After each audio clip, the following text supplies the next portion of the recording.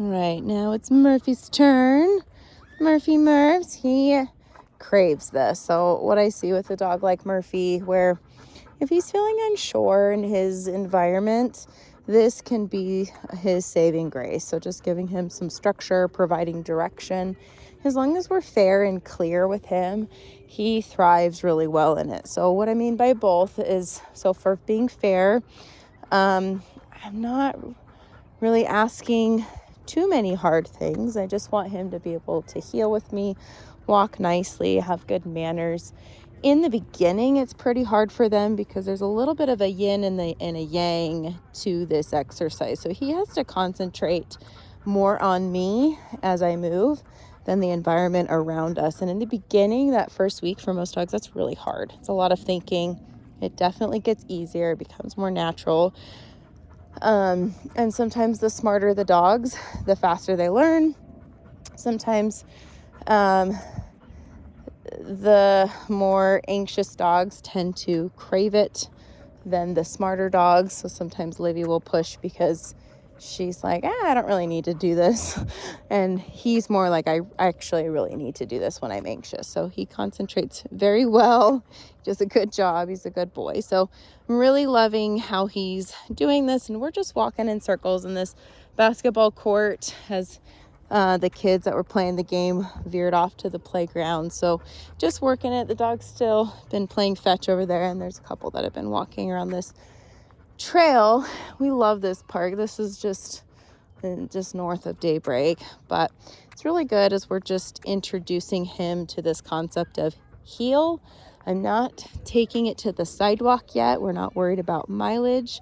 I'm just moving with him, changing directions with him, teaching him how to find the position next to me, how to maintain it, how to focus. And the yin and the yang is the focus and the position. So if he is in a good position, but he's focused on the dog playing ball, over time the position is going to get a little wonky because he's not actually paying attention to where I am. So it's more than just loose leash walking. He's actually following a position. And then the second part is the position. So focus, the yin, and then the yang would be the position. So he could be totally focused on me, but out of position. And that's not what I want either. So sometimes Murphy will do what we call appeasement behaviors. Well, he comes in front to receive affection. And there's a totally appropriate time for that. But when we're walking, it can get a little hectic if he's in front of me trying to, me to pet him constantly. And sometimes it comes from anxiety, a little codependency.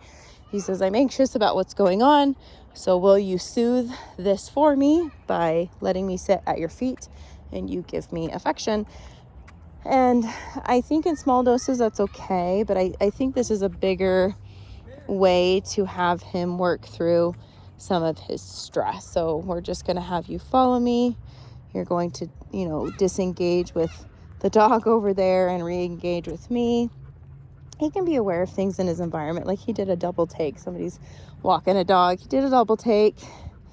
Wanted to kind of see what was going on. But I move away and he's filling the gap. So he's doing a lot of the work here as we're just walking in circles on this basketball court. So nothing spectacular. But really good to build that foundation with him. He's on a long line, so if I needed to give him, more space, I can, but he's following with me, learning how to maintain this position, and then the loose leash walk just comes alongside that. So really good. He's doing good. It's not an easy task. Murphy, sit. But he's doing really good. And then when we need to give him affection, I'd prefer when we're working on the heel for him to be right here next to us, not in front, being frantic, begging for affection, because